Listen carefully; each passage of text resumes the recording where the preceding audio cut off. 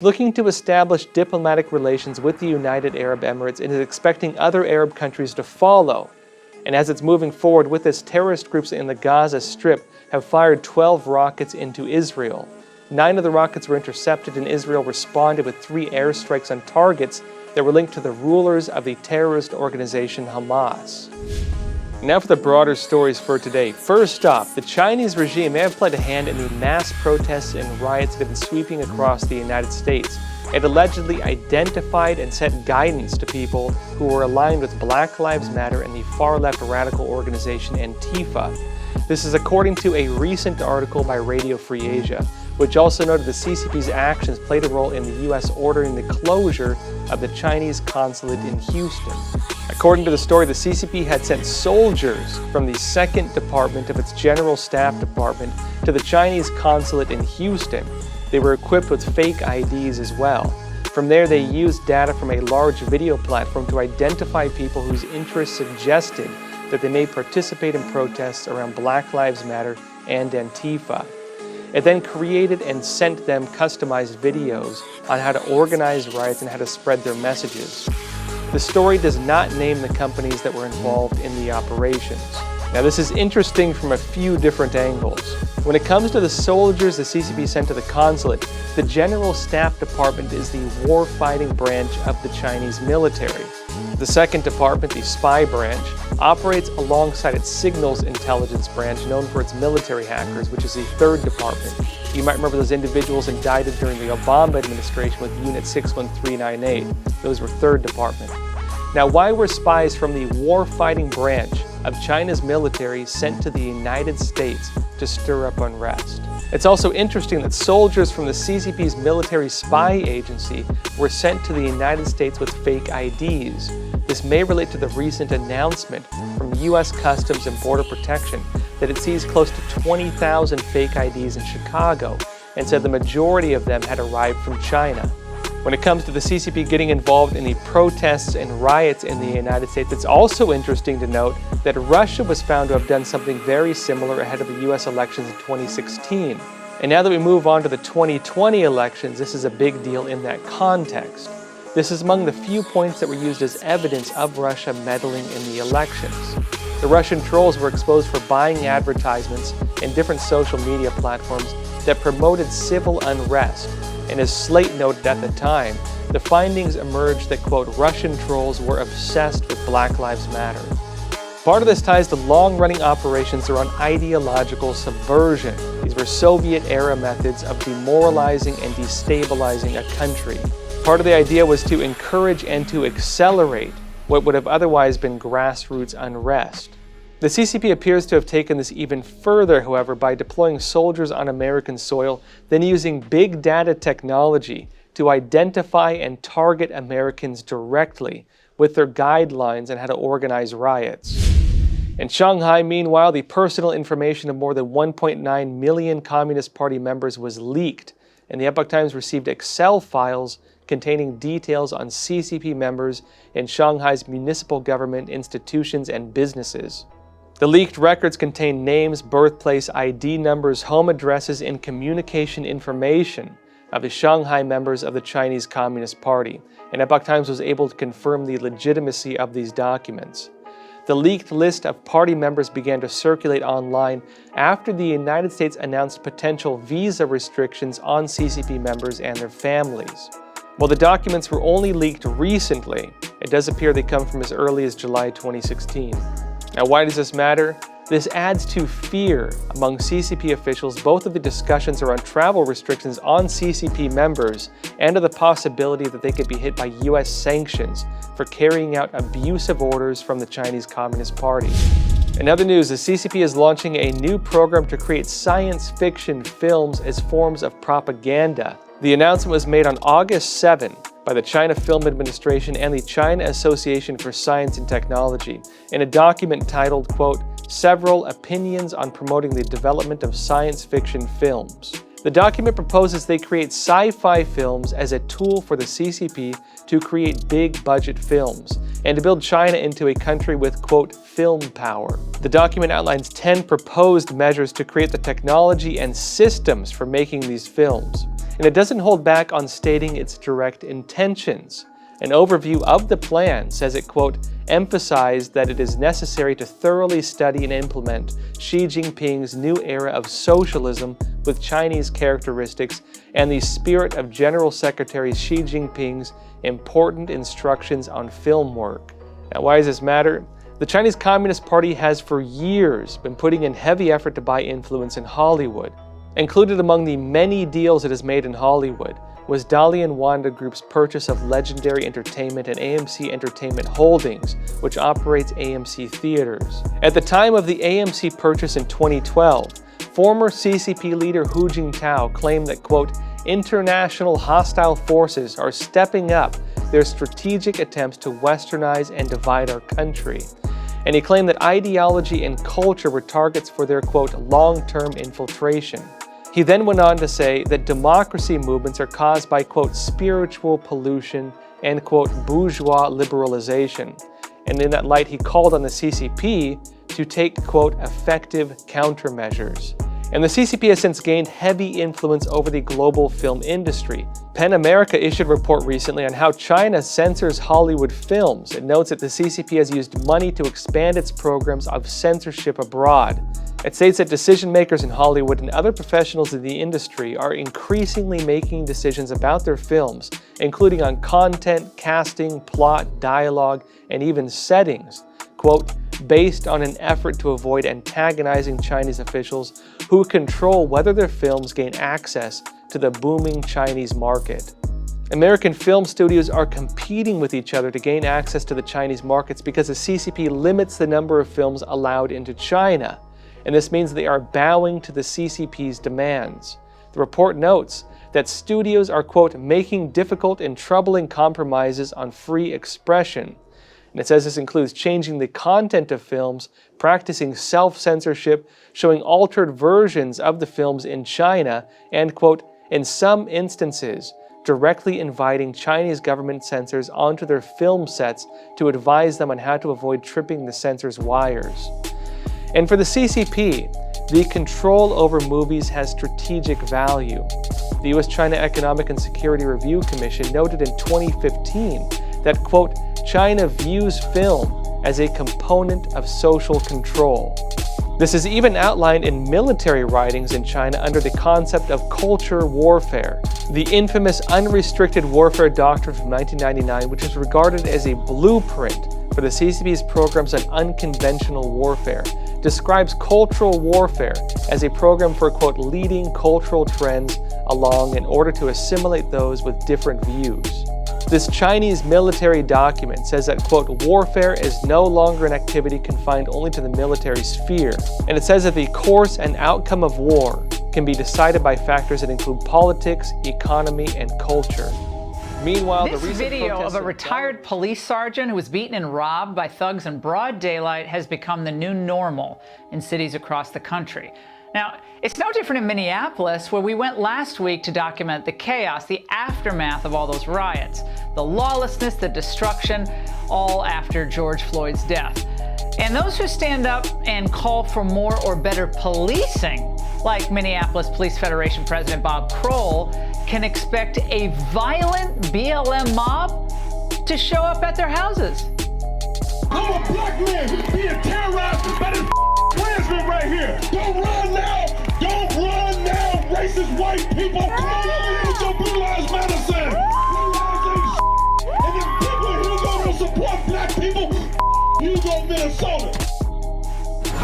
Joining me now is the target of that irate mob, Bob Kroll, Minneapolis Police Federation president. He's also a lieutenant with the Minneapolis Police Force. Bob, what's your response to that threat and intimidation by that individual running for office in the state and endorsed by the governor and other Democrat officials?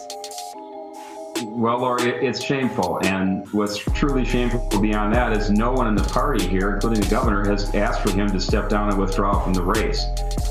They put out a few small retractions that he wished he wouldn't have done that, but they were very minor apologies, if you could even call them apologies. And the rest of them are saying, hey, this is our party. This is what you want. And sadly, he's from the east side of St. Paul is where his district is, and that's where I grew up and spent the first 25 years of my life.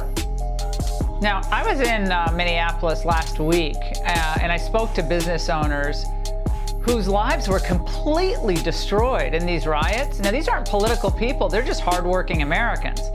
And their stores were literally burned to the ground. Watch.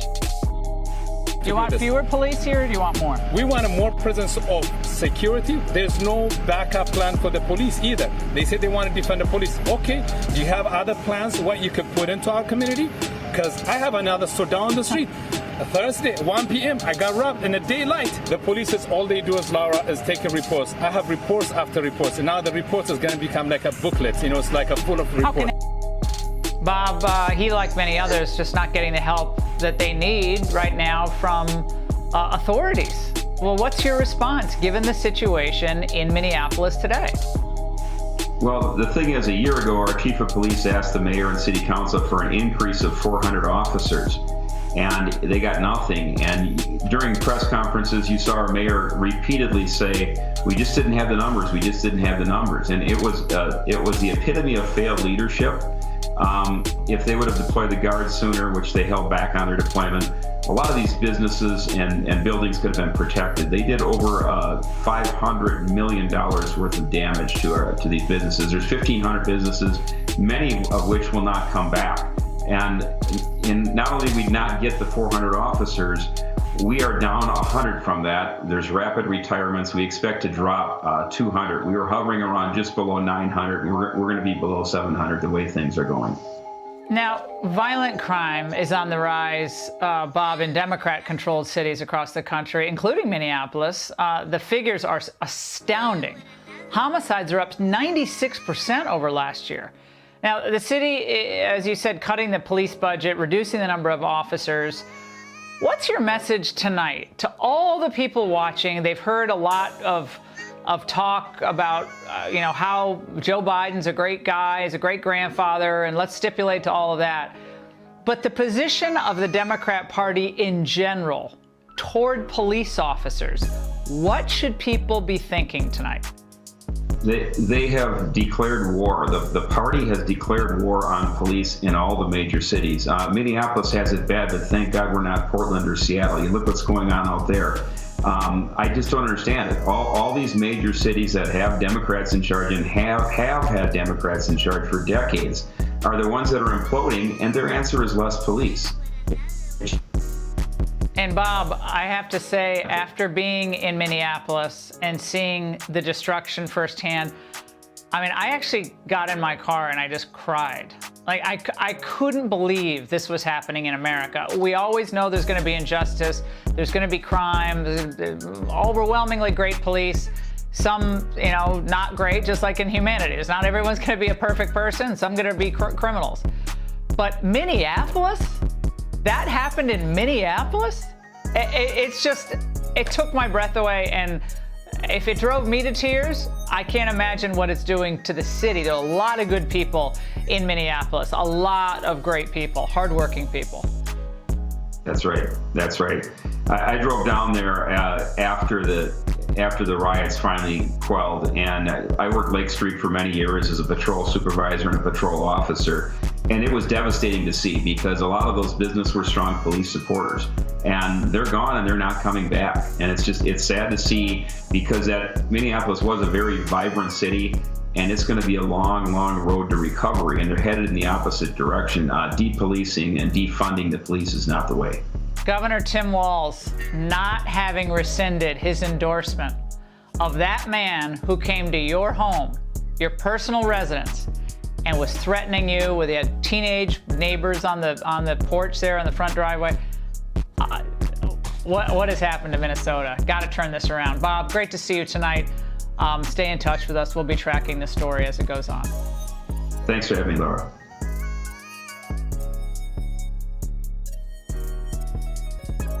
culture. I'm working very hard for you, I will tell you. And sometimes you don't make it easy, and I certainly don't make it easy on you. And I will continue that tradition, if I might, this morning. And Arthur, I don't know if I agree with you. But I don't know if Arthur's gonna like what I'm gonna say. But I love listening to you, it's really great. Thank you very much. And thank you, Congressman, for the great job you've been doing and the relationship and the help. You're a warrior. Thank you very much. And Kevin, you're a warrior. Thank you. The job you've done is incredible. It wasn't supposed to be that way. A lot of extra work, unnecessary work. It's wonderful to be with the thousands of religious believers for the 68th annual National Prayer Breakfast. I've been here from the first one where I had the privilege of being asked. I've been with you for a long time before that. And we've made tremendous progress, tremendous progress. You know what we've done. I don't think anybody's done more than all of us together during this last 3 years. And it's been my honor. But this morning we come together as one nation, blessed to live in freedom and grateful to worship in peace. As everybody knows, my family, our great country, and your president have been put through a terrible ordeal by some very dishonest and corrupt people. They have done everything possible to destroy us, and by so doing, very badly hurt our nation. They know what they are doing is wrong, but they put themselves far ahead of our great country. Weeks ago and again yesterday, courageous Republican politicians and leaders had the wisdom, fortitude, and strength to do what everyone knows was right. I don't like people who use their faith as justification for doing what they know is wrong. Nor do I like people who say, I pray for you, when they know that that's not so. So many people have been hurt, and we can't let that go on. And I'll be discussing that a little bit later at the White House. We're joined today by two people whose faith inspires us all. Our amazing, wonderful friend, Vice President Mike Pence, and his wonderful wife, Karen. Thank you.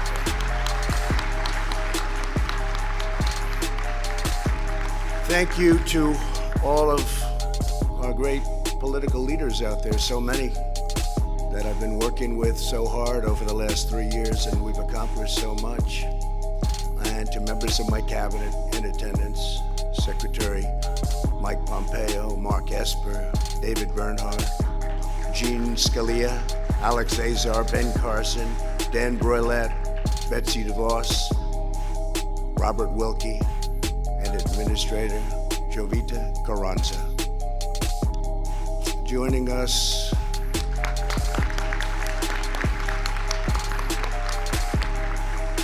for this cherished tradition are a lot of friends in the audience. Many really have become friends. They are political leaders. They become great friends. That's all I get to meet anymore. That and the enemies and the allies, and we have them all. We have allies, and we have sometimes the allies are enemies, but we just don't know it. But we're changing all that. But thank you all, and thank you all for being here. I also want to welcome foreign dignitaries from more than 140 countries. That's something. Something.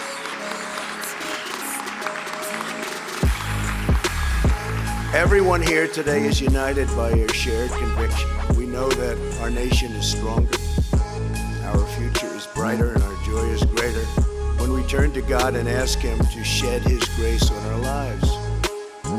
On Tuesday, I addressed Congress on the State of the Union and the great American comeback. That's what it is.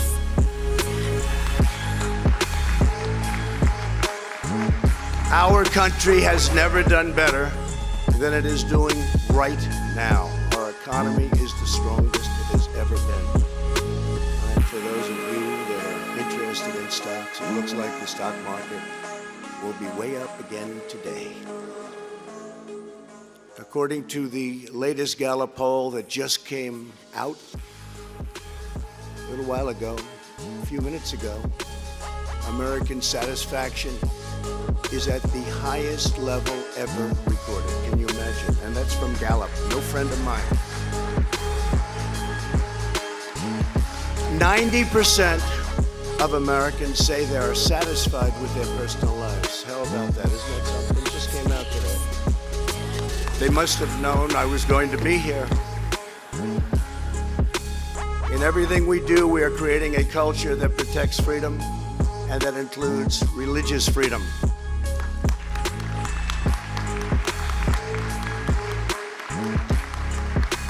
As I said on Tuesday in the House chamber, in America, we don't punish prayer. We don't tear down crosses. We don't ban symbols of faith. We don't muzzle preachers.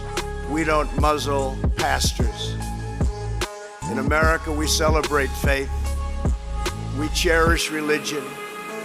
We lift our voices in prayer. And we raise our sights to the glory of God.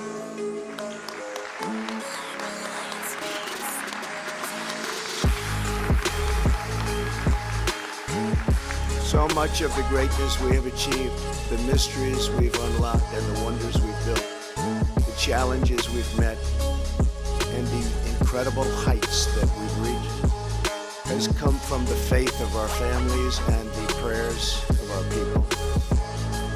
Before America declared independence, patriots in all 13 colonies came together in days of fasting and prayer. In the bitter cold of Valley Forge, Washington and his men had no food, no supplies, and very little chance of victory. Reminded me a little bit of 2016. We had very little chance of victory, except for the people in this room, and some others believed we were going to win. I believed we were going to win. But what they did was have an unwavering belief that God was with them. I believe that too. God is with the people in this room. Before a single skyscraper rose up in New York City, thousands of poor American families donated all they could to build the magnificent St. Patrick's Cathedral.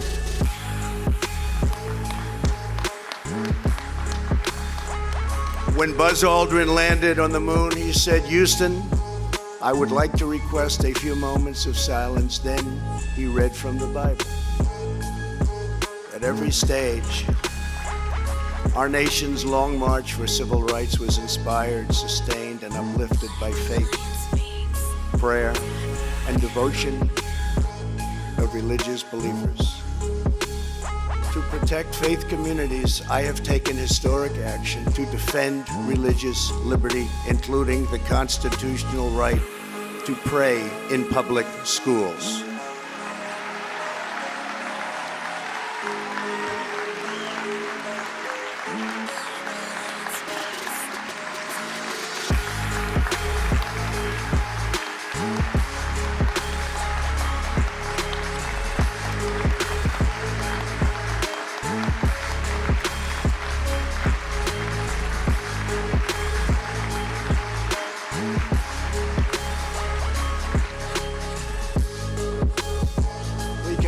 Talk about the Johnson Amendment.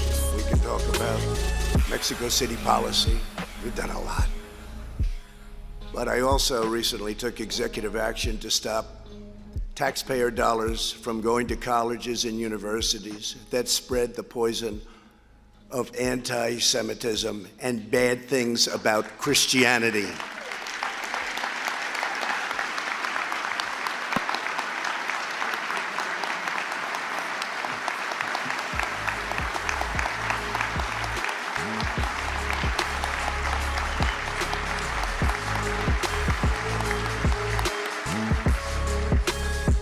We are upholding the sanctity of life. Sanctity of life.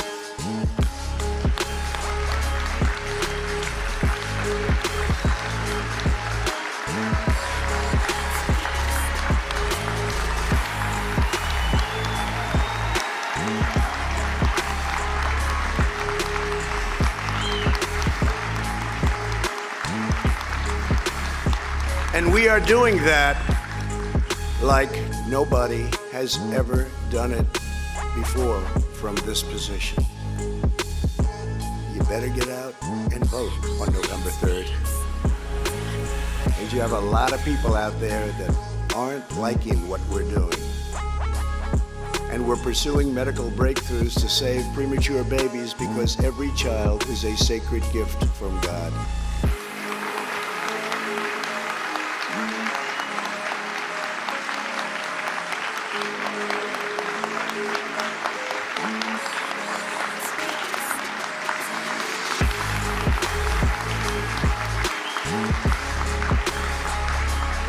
Together, we are building the world's most prosperous and inclusive society.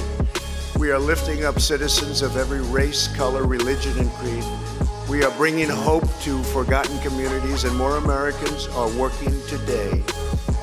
160 million, a little bit short, just a little bit. 160 million, we've never been even close than ever before. Think of it, more Americans are working today, almost 160 million than ever before. Our unemployment numbers are the best in the history of our country. A more specific number, and numbers that you hear me say if you listen, African American, Asian American, Hispanic American, the best unemployment numbers in the history of our country. Women, best in 71 years. Sorry, we'll have you there soon. Soon it will be historic. Have to apologize to the women, it's only 71 years. But the best unemployment numbers. We're doing things that nobody thought possible. We're setting records that nobody thought achievable. And to give former prisoners a second chance at life, which so many people in this room have worked on for so long. We passed criminal justice reform into law, and I signed it 9 months ago.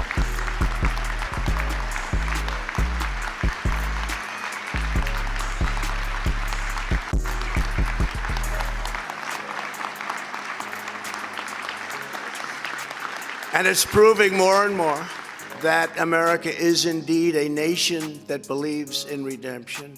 What's happened with prisoners is a miracle. Prisoners would come out, nobody would give them a job.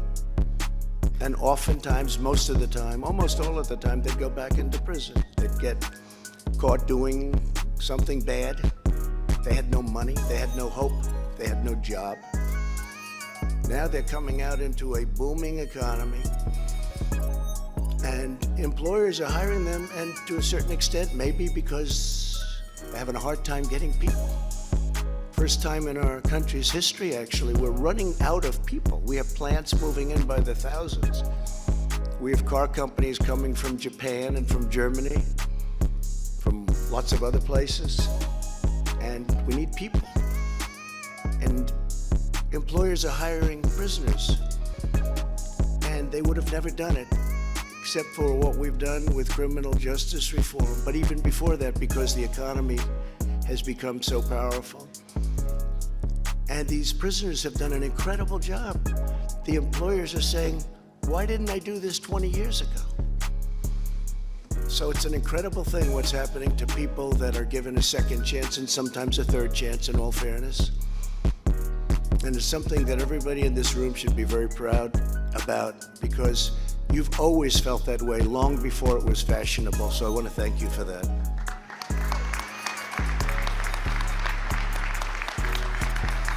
As we revive our economy, we are also renewing our national spirit.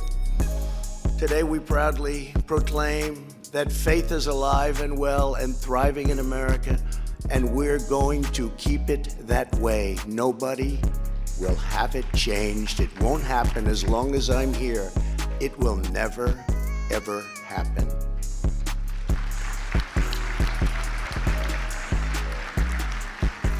Something which wasn't done nearly enough, I could almost say wasn't done at all. We are standing up for persecuted Christians and religious minorities all around the world.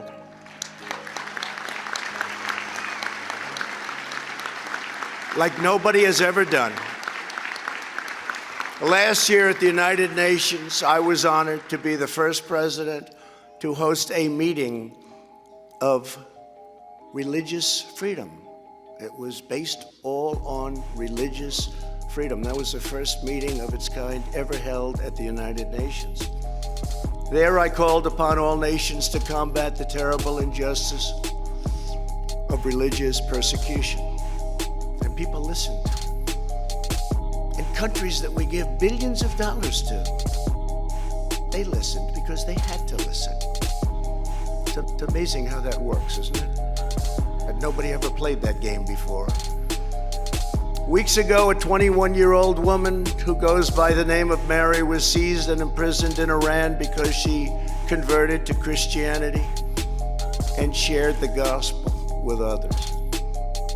In Venezuela, the dictator Maduro has arrested church leaders. At the State of the Union, I was honored to host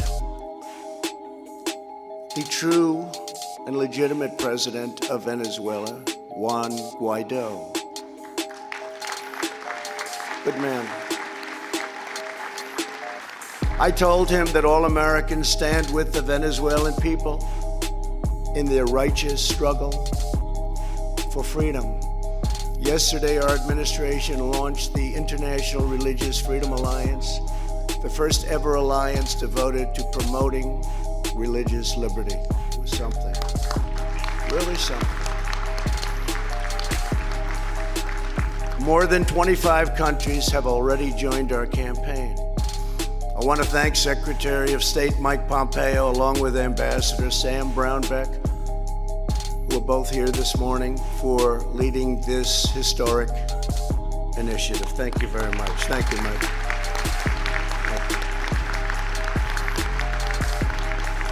All of us here today reaffirm these timeless truths. Faith keeps us free. Prayer makes us strong. And God alone is the author of life and the giver of grace.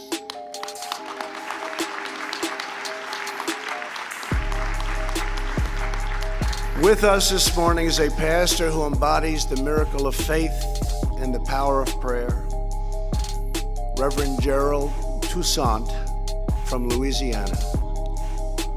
Reverend Toussaint is an Army veteran, a truck driver, and a pastor. He leads the same church that his father led, Mount Pleasant Baptist Church, which has been a pillar of the community for more than 140 years. Last year, Mount Pleasant was one of 3 African-American churches in Louisiana that was destroyed in fire set by a wicked, hate-filled arsonist. Yet in the wake of such shocking evil, America witnessed the unshakable unity, devotion, and spirit of Reverend Toussaint and his entire highly spirited, beautiful congregation. Families quickly came together. Did you check the alert? On it. How about the servers? They're up and running. Good job. Keep it up. It's important to give credit where credit's due. That's why my school lets you transfer your prior college credits, saving you time and money. I like that. Take a look at this. Purdue University Global.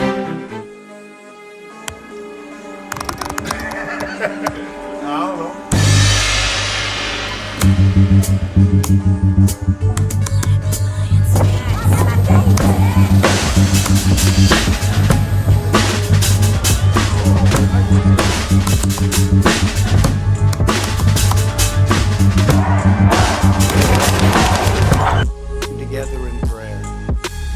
Soon people from all across Louisiana came to help any way they could. America Americans in all 50 states and 20 different countries heard about it. And they donated more than $2 million to help rebuild Mount Pleasant and the other 2 churches that were there.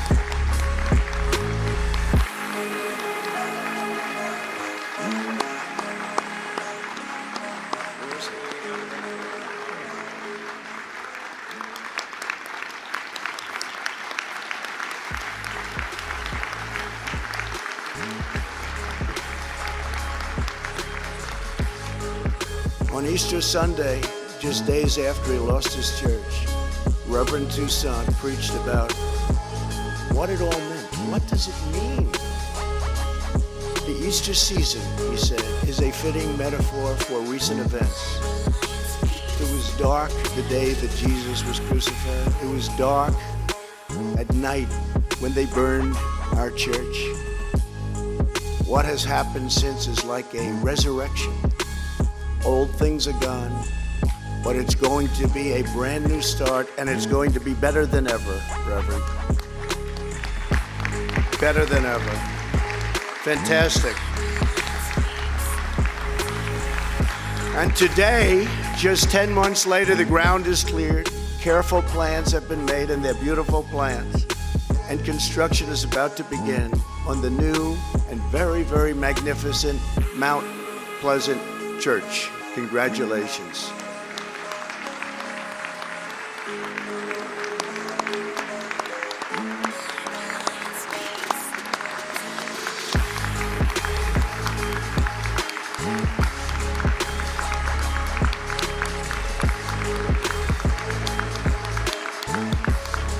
You know, the Reverend says that we're rebuilding because that's what Jesus does. He rebuilds.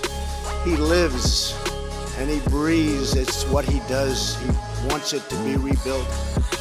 It was torn apart, but it's being rebuilt again, and I'll bet you it will indeed be bigger, better, and nicer than before. What do you think, Reverend? Yes? And it's going to have your mark on it. It did have, and now it have even great. And your father is looking down on you right now, and he's very, very proud of the job you've done. Thank you very much. Very much inspire us, Reverend. Thank you. Well, I want to just thank everybody. This has been very special. I tell your congregation that, and all of your people, that we have 350 million people in our country. They're proud Americans, and they respect what we're doing. Even those that you don't think so much like us, respect us, want to be with us, they're respecting our fight. And we are in a fight. Religion in this country and religion all over the world, certain religions in particular, are under siege. We won't let that happen. We are going to protect our religions. We are going to protect Christianity. We are going to protect our great ministers and pastors and rabbis and all of the people that we so cherish and that we so respect. America is eternally in the debt of our nation's African American churches all throughout this country. That's why it's so fitting and so, it's one of the reasons we chose this particular church in Louisiana. For generations, they bravely fought for justice and lifted up the conscience of our nation. And we're grateful beyond any measure. But I can say that going beyond that, we're grateful to the people in this room for the love they show to religion. Not one religion, but many religions. They're brave, they're brilliant, they're fighters, they like people, and sometimes they hate people. I'm sorry. I apologize. I'm trying to learn. It's not easy. It's not easy.